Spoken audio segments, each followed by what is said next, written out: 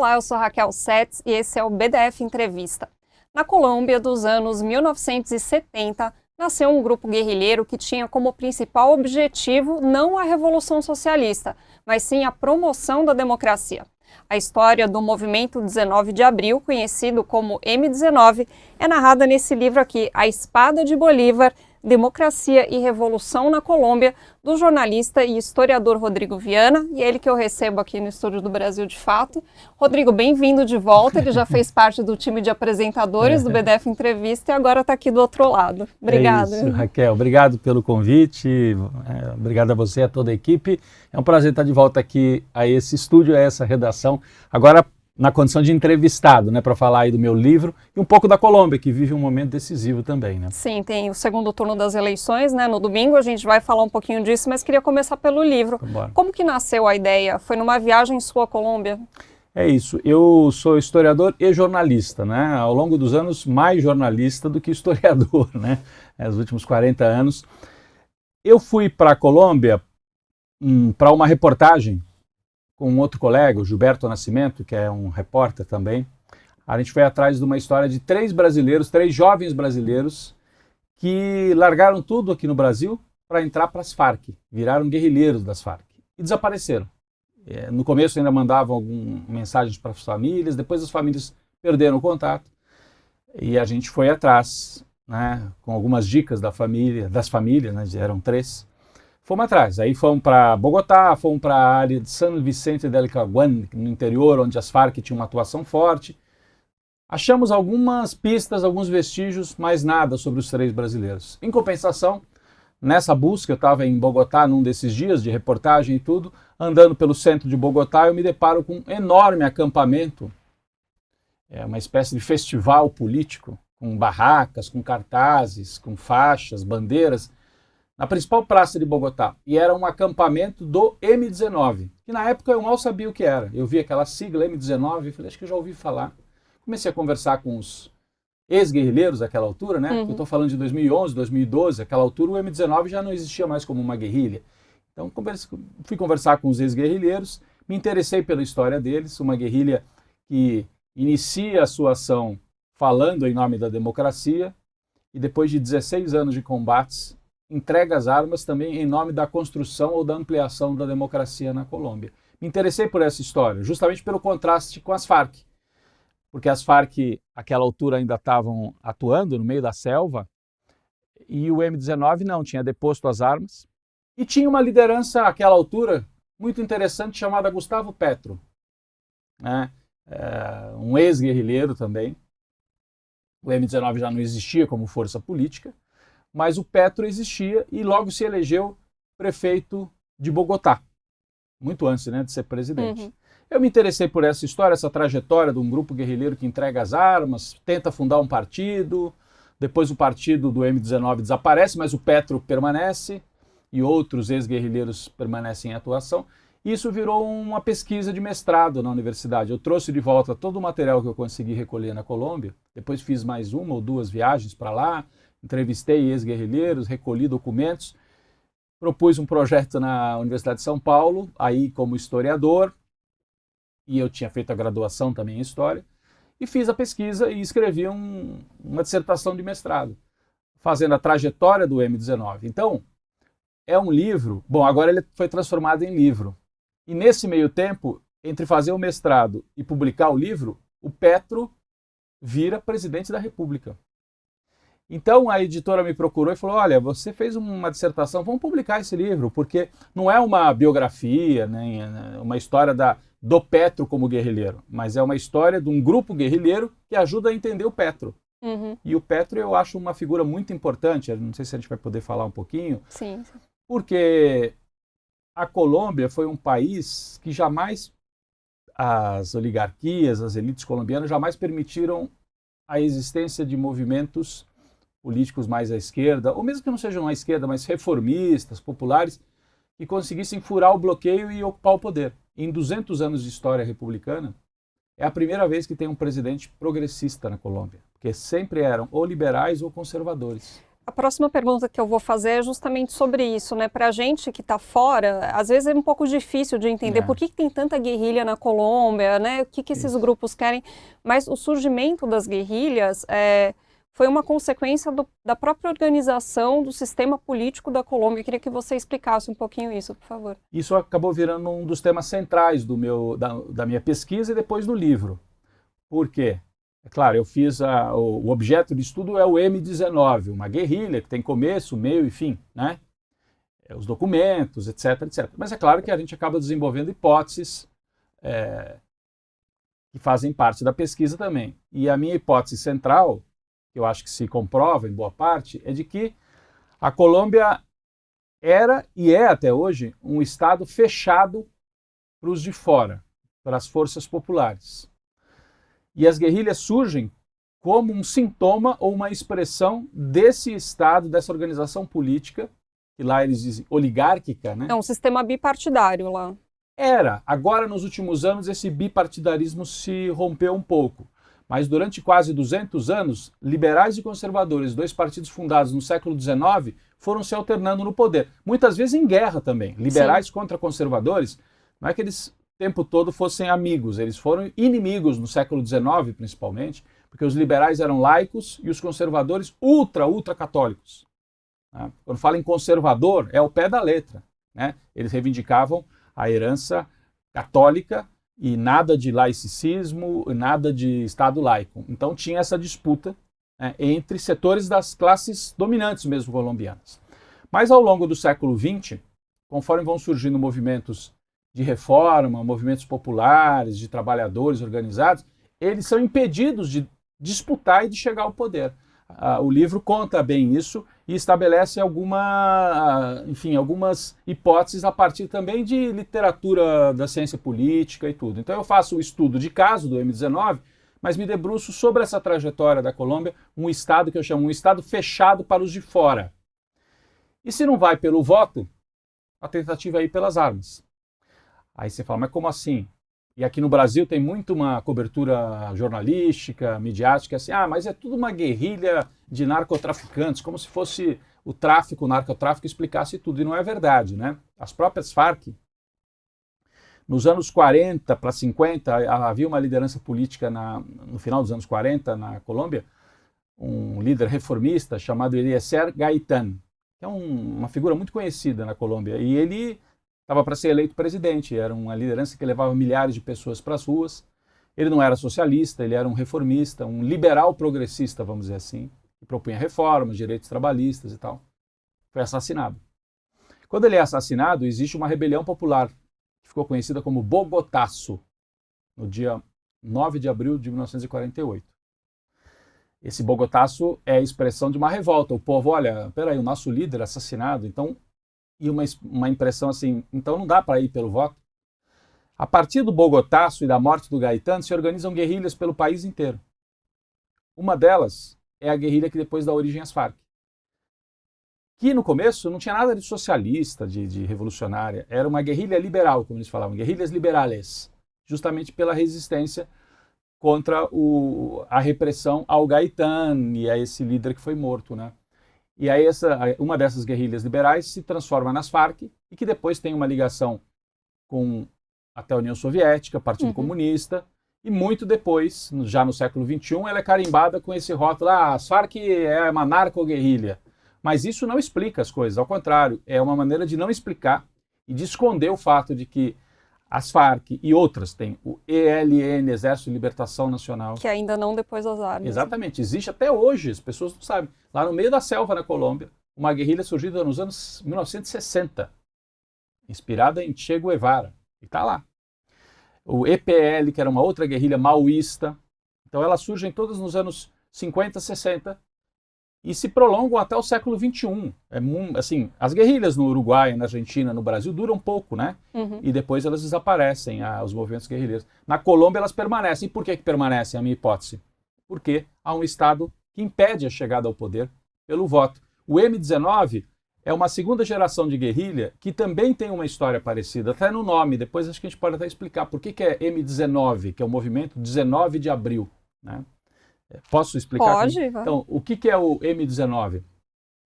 o 19 de abril de 1970 teve uma eleição na Colômbia, e de novo, um líder reformista, um general reformista chamado Rojas Pinilla, apoiado por setores de esquerda, mas ele mesmo não era um homem de esquerda, era um militar, com ideias reformistas. Concorre à eleição, era favorito, concorre contra um presidente conservador, um candidato conservador. Abrem-se as urnas e ele está na frente no começo da apuração. A apuração é interrompida e quando terminam de apurar os votos depois, ele perde por uma diferença mínima. E aí todo mundo diz assim, foi uma fraude. Então o 19 de abril é a data de uma fraude eleitoral. O M19, portanto, faz uma homenagem, ou uma referência, melhor dizendo, à data de uma eleição. Não é a data de uma rebelião, de uma revolução, é a data de uma eleição. Como querendo dizer, aqui na Colômbia, a eleição tem que ser garantida nas armas. E aí, quando eles criam o M19, isso me chamava muita atenção nos documentos, eu até coloco aí no livro, fazer a democracia na Colômbia já é revolucionário. Ou precisamos das armas para garantir a democracia. E eles mesmos, os guerrilheiros, diziam, isso parece muito contraditório, né? Você usar a violência para garantir a democracia, mas é como se fosse uma operação impossível. Ou você tem uma força armada para garantir que o seu apoio seja respeitado, ou você vai ser roubado ou assassinado. Então essa é a história da política na Colômbia, é muito, muito dura. Então você tem, eu citei dois exemplos aqui, o Gaitán assassinado em 48, o Rojas Pinilla com uma eleição roubada em 19 de abril de 1970. E o M19 também é a expressão disso. Se não vai pelo voto, vai pelas armas, né? E aí a gente tem a primeira ação do M19 logo no início de 74, que foi o roubo da espada de Bolívar, que estava lá no museu, né? Exato. E queria que você falasse um pouquinho sobre essa questão da figura do Bolívar, que até então era mais ligada aos conservadores, né? E também a importância da simbologia para o M19. Posso até pegar a capa do livro um pouquinho? Aqui, olha, o livro é esse aqui, né? Que tá inclusive à venda no site da editora Autonomia Literária. A gente fez alguns lançamentos já presenciais, mas está no site também para quem quiser. Mas olha aqui na capa, né? Tem a espada do Bolívar que o Gustavo Petro carrega, faz questão de carregar também como presidente. Mas ele foi um jovem guerrilheiro, né? Um jovem militante do M19. A primeira ação do M19, o Petro não participa disso, que ele entra no M19 um pouco depois. Mas a primeira ação em 1974, como você disse, eles não invadem um quartel, eles não invadem uma embaixada dos Estados Unidos, não, eles invadem um museu em Bogotá e tiram a espada do Bolívar que estava ali guardada num recipiente assim de vidro, roubam e deixam um panfleto lá. O M19 está começando, é um novo grupo guerrilheiro e a nossa primeira ação é trazer a espada de Bolívar de volta à luta popular. O Simão Bolívar é uma figura que nos países andinos, em toda a América do Sul de fala espanhola, mas nos países andinos especialmente, é um semideus, né? Você tem figura, estátua do Bolívar, nome do Bolívar, todas as praças principais nas cidades são praças Bolívar, porque ele foi o líder da independência e naquela época até, né, para a gente falar um pouquinho, aqui não vamos, claro, esgotar o assunto, mas o Bolívar comanda a independência e o projeto inicial era uma Gran Colômbia, como eles diziam na época. Então seria uma república unificada, reunindo o que hoje ou o que hoje são Colômbia, Venezuela, Equador e o Panamá. Tudo isso estava na Gran Colômbia, que era o projeto do Bolívar de independência unificada daquela região. Não dá certo, né? O Bolívar acaba indo para o exílio em 1830 e quando ele está indo para o exílio, derrotado nas lutas internas, ele morre um pouco antes de deixar a região. Inclusive o Bolívar nasce em Caracas, então hoje ele seria venezuelano, mas na época era Gran Colômbia, né? Era tudo uma coisa só. Mas tinha muitas disputas internas também. E o Bolívar fica como essa figura de um homem, e foram muitas batalhas, não foi uma independência negociada, foi uma independência ganha no campo de batalha, muitas batalhas militares, ele foi um líder militar, e tem toda uma disputa da figura de Bolívar, eu até trago isso no livro, né? A esquerda, né, passa a usar a figura de Bolívar também na disputa simbólica. E, aliás, o M19 não é o primeiro que faz isso. Os comunistas, socialistas, na Colômbia, na Venezuela, sempre tentaram um pouco fazer esse resgate da figura do Bolívar, como querendo dizer, o Bolívar não é propriedade dos conservadores, ele pode ser nosso. Então o Bolívar sempre esteve em disputa, o que é muito interessante. É para a gente entender como que a história ela é sempre escrita, reescrita, e o presente ajuda a reescrever o passado e o passado ajuda a legitimar o presente. E hoje, quando a gente fala de Bolívar, logo a gente relaciona ao chavismo, né? Exato, porque o Chaves retomou isso, né, como uma coisa muito forte. Mas no passado, o Bolívar era o símbolo do Partido Conservador colombiano, ele era o grande líder dos conservadores, que numa operação também de construção, tentavam deixar de lado o Bolívar assim revolucionário e militar e rebelde contra os espanhóis.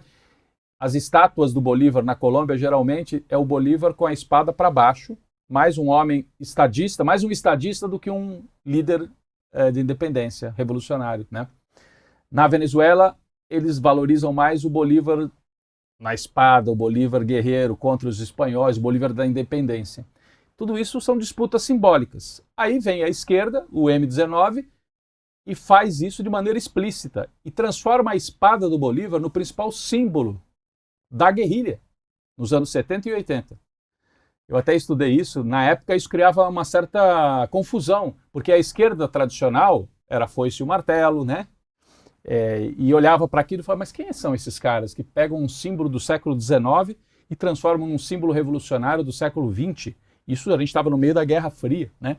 Então, tem uma dissonância. E o M19 é muito, muito interessante, porque ele é uma guerrilha muito preocupada com a disputa simbólica, com a disputa de comunicação. Eles se lançam como um grupo guerrilheiro, fazendo uma campanha publicitária no jornal, principal jornal lá de Bogotá, o El Tiempo. Imagina, é como se fosse, na época, o Estadão aqui do Brasil, o Globo, uma coisa assim, né? Então eles põem lá uns anúncios dizendo, aguarde, o M19 está chegando. E ninguém sabia que raio de M19 que era esse. Ou assim, parasitas, use M19. As pessoas acharam, é um remédio, é um laboratório. Então foi algo bem engenhoso. As duas operações, né? A primeira a campanha publicitária e depois roubar a espada e transformar a espada num símbolo.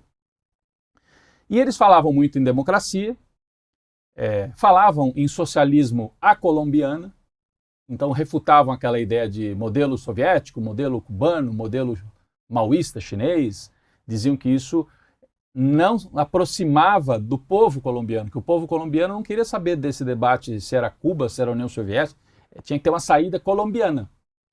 Então também tem essa característica muito nacionalista, muito se apropriando dos símbolos nacionais. Uma esquerda que se apropria dos símbolos nacionais. Tudo isso também me atraiu muito como um objeto de estudo e para entender o presente, né, Raquel? Se a gente, depois a gente vai poder falar um pouco do Gustavo Petro, mas essas eram as características do M19. Eu convido as pessoas a lerem, porque é um livro que ajuda a gente a compreender, primeiro, de onde vem o Petro, quem é o Gustavo Petro, que hoje é uma das principais lideranças de resistência na América do Sul. E segundo, o livro também faz um mergulho nessa história da violência colombiana, desse Estado que impede o avanço dos setores populares. E o livro até conta um pouquinho da história do século XIX, essas disputas entre liberais e conservadores. Bom, na Colômbia, as guerras e a matança e a violência começam lá com Bolívar. Porque havia dois líderes da independência, Bolívar e Santander, que é menos conhecido. E a turma do Santander tenta assassinar o Bolívar. Ele é salvo, inclusive, pela companheira, pela mulher que o ajuda a pular pela janela na casa onde estava instalado o governo e escapa por pouco da morte. Depois ele consegue, e aí ele vai para a vingança e manda fuzilar alguns dos que tentaram matá-lo. E todo mundo era da independência. Caramba, sempre uma história com violenta. Muita emoção, né? Já começa assim. Queria falar, inclusive, do uso da violência pelo M19, porque eles tinham essa coisa, olha, a gente é um contrassenso, mas a gente tem que usar a violência para garantir a democracia. Mas, ao mesmo tempo, eles fizeram algumas ações, no mínimo, controversas, muito controversas, né? Como a execução de um líder sindical, enfim. Queria que você falasse um pouquinho, então, dessa questão no grupo. Ótima pergunta, porque não é meu objetivo, né, porque a gente fala assim, mas não é meu objetivo na pesquisa, nem aqui, romantizar a guerrilha e transformar... Então eles eram espetaculares, olha que coisa interessante. Paz e amor. Não, violência armada.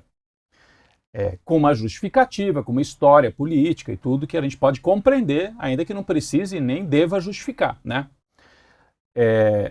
fizeram várias ações também de sequestro, invadiram a embaixada da República Dominicana e sequestraram diplomatas.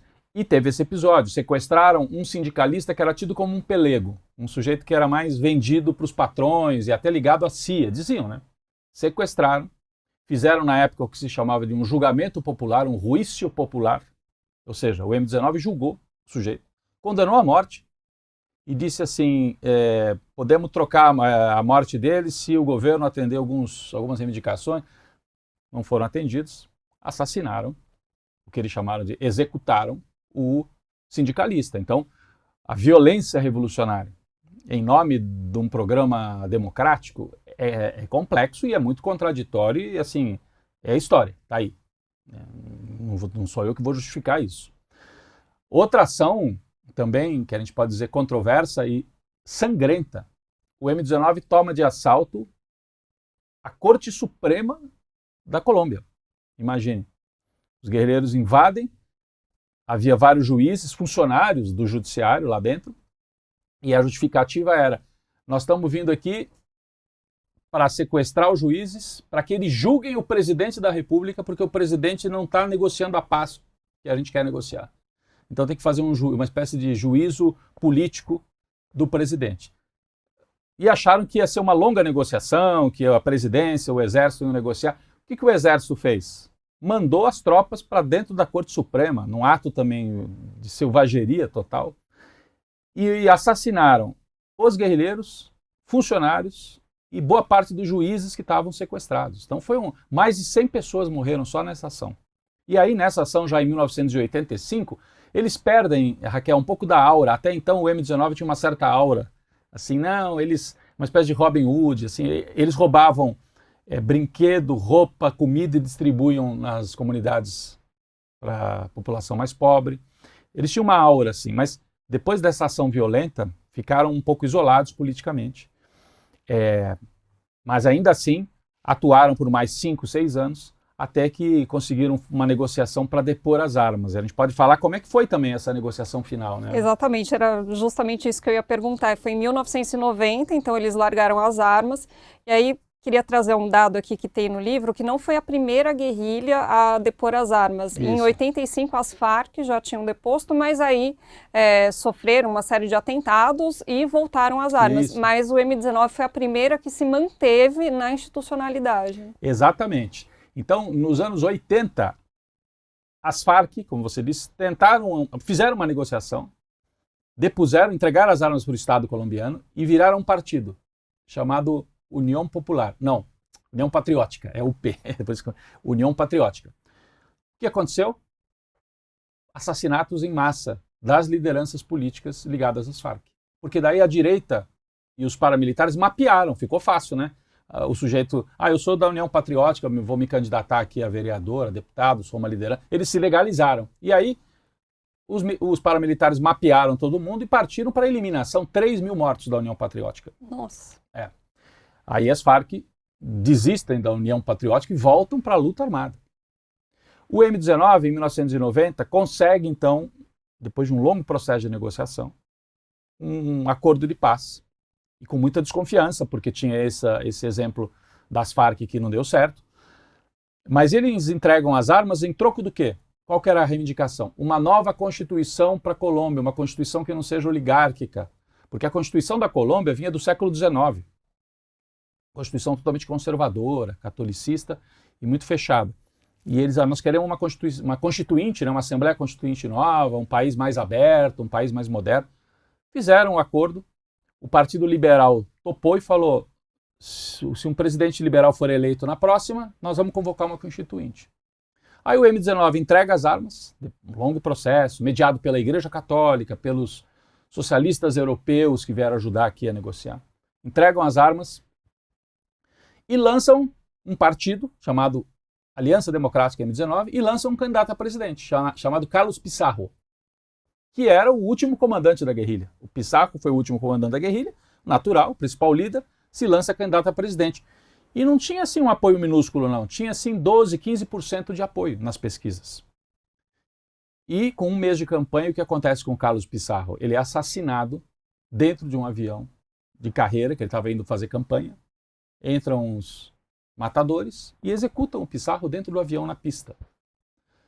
Aí ficou aquele, bom, então o M19 não vai dar certo, vai... Porque a extrema-direita, qual era o objetivo? Empurrar o M19 de volta para a luta armada. Não queria. Só um parênteses aqui para a gente entender, né? Então, na Colômbia, a violência não é só entre as guerrilhas de esquerda e o Estado. Claro. Tem as guerrilhas não, né? Os grupos paramilitares de extrema-direita também. Total, foi bom você falar, porque para mim isso é um dado já, mas para as pessoas, porque as pessoas ficam com essa imagem, né? Ah, você tem uns guerrilheiros de esquerda lá metidos, inclusive, com narcotráfico, e o Estado que tenta dominar esses guerrilheiros. Não. Aliás, na Colômbia, eu estive lá, visitei, inclusive, áreas do interior da selva. A polícia tem ligação com o narcotráfico, o exército tem ligação com o narcotráfico, e tem os grupos paramilitares bancados por grandes proprietários de terra. Milícias, se a gente for traduzir aqui para o Brasil. Milícias. Uma dessas milícias assassinou o líder do M19 que estava tentando voltar para a vida civil, para a vida eleitoral. Ainda assim, o M19 não desiste. Pega um outro homem, chamado Navarro Wolff, e lança presidente. Ele concorre, tem 12, 13% dos votos, o que não é pouco, né, para um grupo guerrilheiro. 12, 13%. Esse Navarro Wolff está vivo até hoje, está por lá ainda na Colômbia. E aí ganha um liberal e cumpre o acordo. E fala, tá bom, conforme o nosso acordo de paz, vamos para a Constituinte. O M19 lança uma chapa de deputados para a Constituinte, de representantes, e elege a maior bancada para a Constituinte de 1991. E ajuda a escrever a nova Constituição. Então a gente pode dizer que o M19, depois de 16 anos de combates sangrentos, como a gente narrou aqui, teve como grande vitória uma Constituição nova. O que para um movimento de esquerda parece pouco, né? Quando você pensa, é para fazer a revolução. Eles não fizeram revolução. Eu até digo no livro, eles terminam a luta armada sem ser totalmente derrotados e sem ter uma vitória estrondosa. Eles ficam no meio do caminho, numa meia vitória, porque eles conseguem conquistar uma Constituição nova. Um pouco mais progressista essa Constituição. Parecida com a Constituição brasileira de 88, na mesma época, inclusive, né? Uma Constituição que tem aspectos assim de livre iniciativa e tal, mas que amplia os direitos sociais, direitos das mulheres, as chamadas minorias, tudo isso incorpora-se à Constituição. E isso é visto como uma vitória, inclusive um judiciário mais democrático, etc, etc. E essa é a trajetória do M19, de onde vem o Gustavo Petro. Aí você pergunta, bom, aí fizeram isso, o que aconteceu com o grupamento político? O M19 aos poucos foi se diluindo e perdendo força. Talvez porque eles tivessem um discurso de tanta amplitude, eles falavam assim em nome de uma esquerda que quer conversar com todo mundo. Tinha até uma expressão, alguns jornais deles, chamados majorias. Então, foram a maioria, evitar o isolamento. Era o contrário das Farc, eles tinham muito essa preocupação. As Farc, a avaliação é de que ficavam lá isoladas no meio do mato, fazendo uma caricatura, claro, aqui, e não conseguiam dialogar com a Colômbia das cidades, com a juventude, com os novos movimentos, com as mulheres, com os movimentos de reivindicação, ficavam muito isoladas. E o M19 tinha a pretensão de falar em nome de uma esquerda ampla, de uma centro-esquerda, talvez até. Só que isso se diluiu demais, eles perderam força e desaparece o M19 como uma força autônoma, mas permanecem algumas lideranças. Entre elas o Petro, que primeiro se elege para o parlamento, depois vira prefeito de Bogotá e faz uma gestão considerada boa, inovadora, na área ambiental, na área de transportes. Ele incorpora pautas novas, inclusive ambientais, e depois se lança à presidência, perde a primeira eleição e depois ganha a segunda em 2022, carregando em parte essa herança aí do M19. Vamos para esse tema então. O Gustavo Petro, como você diz no livro, ele não foi uma liderança da guerrilha, até porque ele era muito jovem, né? Ele foi um membro ali, mas Sim. não de muito destaque. Mas a tese que você defende no livro é de que ideias dessa guerrilha moldaram, né, o pensamento do Gustavo Petro. Pensando na presidência dele, aonde dá para identificar esses traços da ideologia do M19? Primeiro, até na foto que eu trago aí na capa do livro, né? O Petro, quando vai tomar posse em 2022, Raquel, se puder, agradeço. É muito forte isso, né? Ele vai tomar posse, imagina o Lula aqui no Brasil, né? Toma posse, vai lá para a praça para fazer o primeiro discurso na praça. O Petro diz assim, bom, tomei posse, vou fazer o discurso. Tragam-me a espada do Bolívar que eu quero ela aqui no meu discurso de posse. Aquela espada do Bolívar que o M19 tinha roubado e que ao final da guerrilha eles devolveram para o Estado colombiano. E que supostamente é a espada original do Bolívar lá do século XIX. Ninguém sabe se é exatamente a espada, mas é tida como a espada do Bolívar. E ele fala, me tragam. Os militares disseram, não vamos entregar a espada para posse. E aí cria-se um impasse e ele fala, não saio daqui enquanto não vier a espada. Isso dura algum tempo, assim, esse impasse. No final, ele fala, eu sou o presidente, cumpram a ordem. E aí vem a espada e ele toma posse e faz o discurso com a espada do Bolívar. Então ele traz a história do M19 do Bolívar para a presidência dele. Ele recebe a faixa de presidente, ele escolhe para colocar a faixa nele, a filha do Carlos Pissarro, que era aquele guerrilheiro morto que eu acabei de contar, que era o último comandante do M19. A filha dele é uma senadora, que está por lá na Colômbia, segue atuando, uma liderança importante. E ele incorpora também essa capacidade de comunicação, como eu disse, o M19 era uma esquerda que inclusive achava assim, criticava a esquerda tradicional por fazer discursos muito complexos. Então, nós temos que falar a linguagem do povo. Tem muito uma mistificação assim no M19. E o Petro eu acho que carrega isso. Temos que falar com o povo, isso é que interessa. O homem e a mulher colombianos, a cultura da Colômbia, uma coisa nacionalista de valorização da cultura popular. E ele tem essa capacidade de se comunicar. Inclusive, o próprio Petro escreve as mensagens dele no Twitter, muitas vezes com erros, né, de ortográfico, as pessoas... Mas é de propósito, isso tudo é uma coisa assim da espontaneidade. Fora isso, ele leva o programa de reformas. Então, melhoria do salário, o salário mínimo é reajustado muito acima da inflação pela primeira vez, leis trabalhistas para colocar limites na exploração do trabalhador, leis ambientais. Houve uma proposta de explorar petróleo na área da Amazônia. Ele disse, não, no meu governo a prioridade é preservar a Amazônia, não é necessariamente a extração do petróleo. O que para alguns setores de esquerda é até complexo isso, né? Então ele é um homem que carrega assim, alguma simbologia do M19 e essa tentativa de fazer um governo amplo e traz algumas pautas novas que ele foi incorporando na experiência dele pós-guerrilha, né? Que é essa coisa reforma agrária também. Reforma agrária, exato. Valoriza muito o diálogo com os setores do campo, e tanto é que ele tem muito apoio, né, nas pequenas cidades e no campo, né, mais do que nas grandes cidades. Em Bogotá tem, porque tem uma classe média progressista em Bogotá, mas ele tem mais apoio em Bogotá, metade, vamos dizer assim, e no campo e no interior. Né, e também um recorte étnico, quem se identifica mais com o povo mestiço, indígena, afrodescendente, está com o Petro. E os brancos, vamos dizer assim, que se identificam mais com a herança talvez espanhola ou da Colômbia mais conservadora, estão com a oposição de direita. Né? Vamos lá então falar do segundo turno, né, que acontece no domingo na Colômbia. Pensando um pouquinho no primeiro turno, Boa. né? A gente tinha as pesquisas de opinião, bom, voltando, aliás, o segundo turno vai ser entre o Iván Cepeda, que é o candidato de esquerda apoiado pelo Petro, e o Abelardo de la Espriella, que é um candidato de extrema-direita, que se coloca como outsider, né, entre várias aspas, um cara que é fã do Milei, do Bukele, do Bolsonaro, do Trump, enfim. E aí, no primeiro turno, as pesquisas de opinião colocavam o Cepeda muito à frente e, em segundo lugar, ali meio empatados, a Paloma Valencia, que é de uma direita mais tradicional da Colômbia, e o Espriella. Quando o Espriella dá esse salto, né, no primeiro turno, te surpreendeu ou você já esperava algo nessa linha? Não, surpreendeu a todo mundo, mas assim, uma semana, 10 dias antes, começaram a vir os sinais de que ele ia atropelar, né? Assim, até faltarem 10 dias, estava assim, o Iván Cepeda com 40% e a Paloma Valencia, que é da direita tradicional, e o Espriella, cada um com 20%, às vezes 25%, um para cá, 15% o outro para lá. Só que o Espriella atropelou, a Paloma Valencia se esvaziou, e o eleitorado de direita, em vez de ir com dois candidatos, meio que concentrou o voto todo no Espriella já no primeiro turno. E aí ele chega um pouquinho na frente do Cepeda.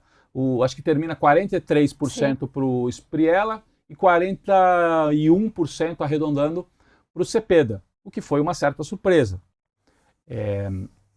Mas cria uma dificuldade grande para o Cepeda no segundo turno. O Cepeda é o candidato do Petro. Só para explicar, não tem reeleição na Colômbia mais, então o Petro só pode fazer um mandato.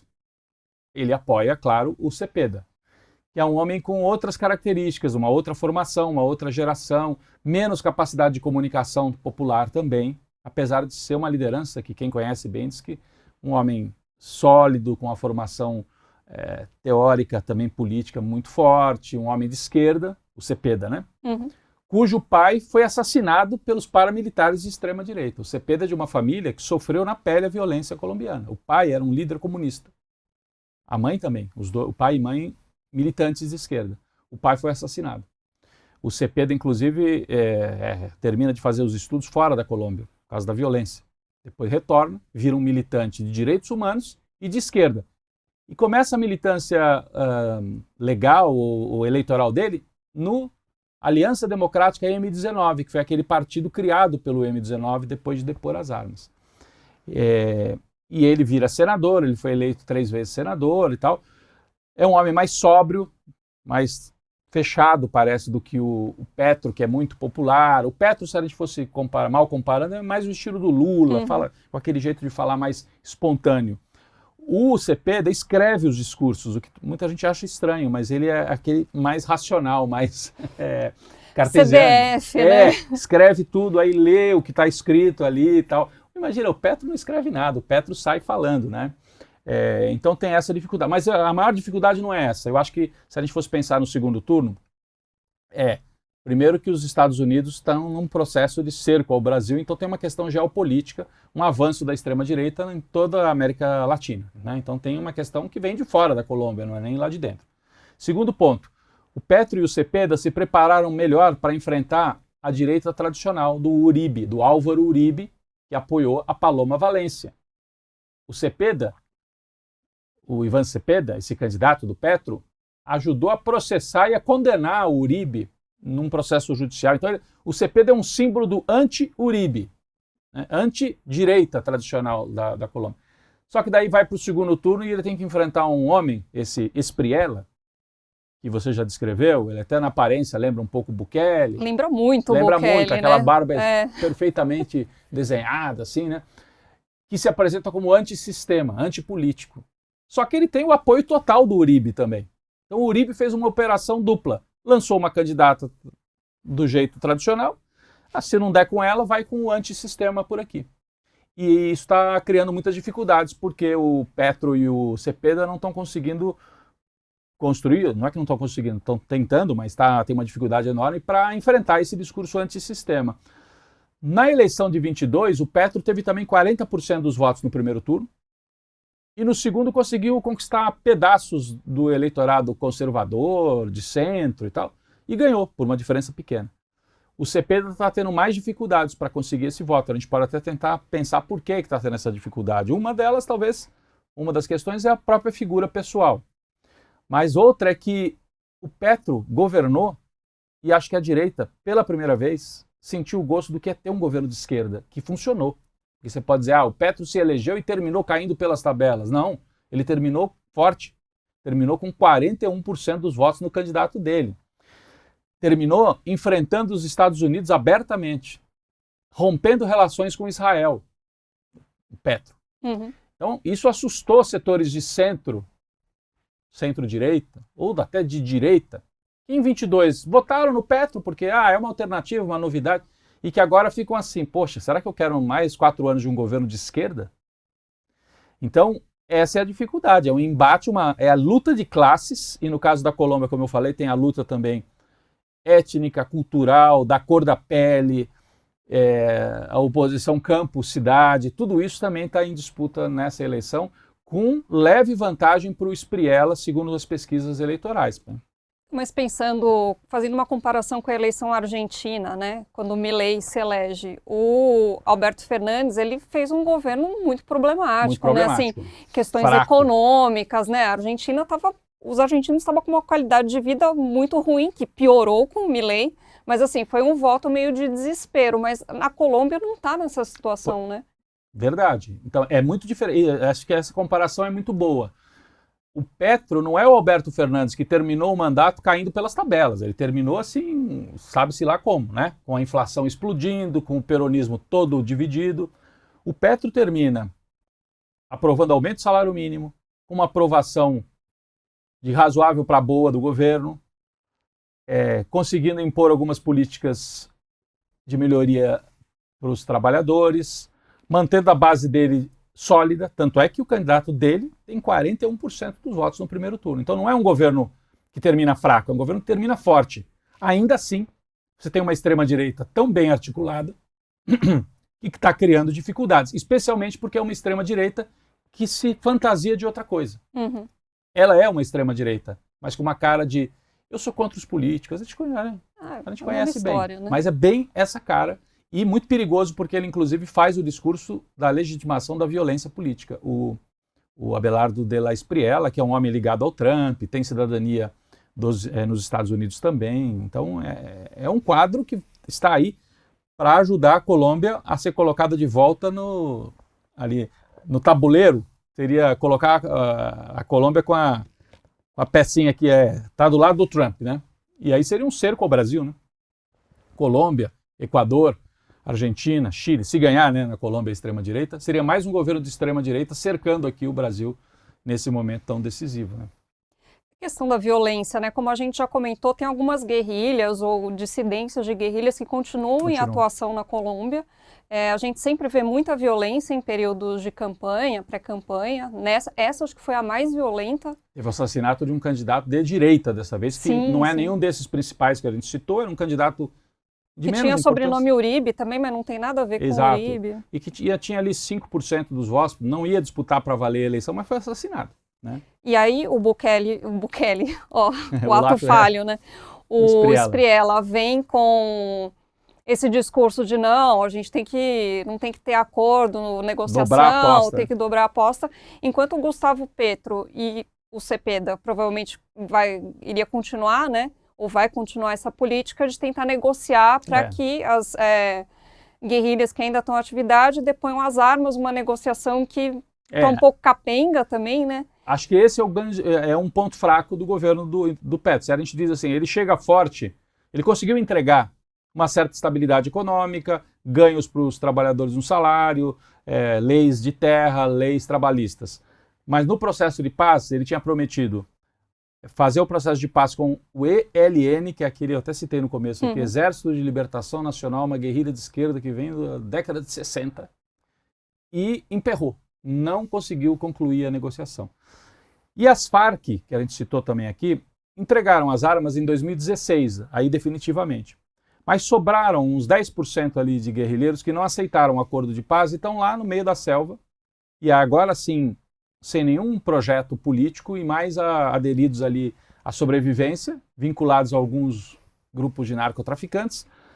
E o Petro fez uma tentativa de negociar com esses remanescentes da Farc e com o ELN, e nenhum dos dois processos avançou. Então, nessa área, ele é tido como um governo que não funcionou. Quem conseguiu negociar a paz na Colômbia foram geralmente governos de direita, é curioso, né? O M19 depõe as armas negociando com o governo de direita, e as Farc depõem as armas negociando com o Juan Manuel Santos, que é um presidente de centro-direita, que faz um acordo que foi respeitado, o acordo foi feito, foi cumprido e tal. E então o Espriella se aproveita disso. Então, uma fraqueza do governo Petro, não conseguiu concluir os acordos de paz que ele tinha prometido. E o Espriella vem com essa, tá vendo? Não dá certo e tem que ir na pancada mesmo, na violência, jogar as tropas lá na selva e exterminar esses caras com o apoio dos Estados Unidos. Sim. Então tem toda essa operação discursiva. E como a violência incomoda demais os colombianos há muito tempo, uma parte do voto nele é um voto de protesto, de fato. A gente fala, ele se fantasia de outra coisa. Mas ele se aproveita de uma parte da população que quer protestar com o seu voto e escolhe um sujeito desse para protestar, um perigo para a sociedade colombiana, né? Rodrigo, estamos chegando ao fim, mais um minutinho. Você acha que dá para a esquerda virar e ganhar no segundo turno na Colômbia? Eu acho que sempre tem a possibilidade de virar. Em 2022, como eu falei, o Petro teve 40% dos votos e depois no segundo turno conseguiu construir maioria. Só que em 22, ele chegou na frente da direita. Os dois candidatos de direita se dividiram, cada um teve 20%, 25%, o Petro ficou em primeiro. Agora, psicologicamente até e simbolicamente, o Espriella chegou um pouquinho na frente do Cepeda, 2 pontos que seja.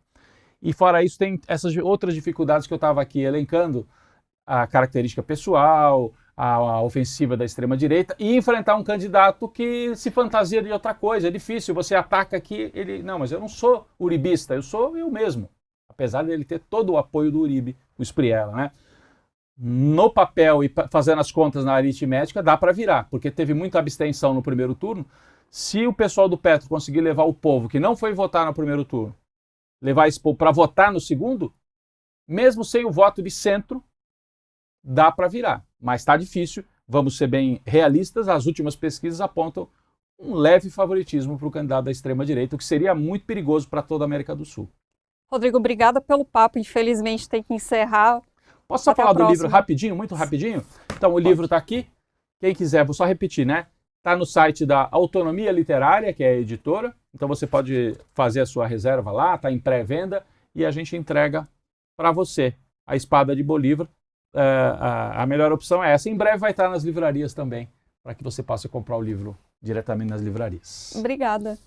E assim a gente encerra mais um BDF Entrevista. Obrigada pela sua audiência. Até a próxima. Tchau.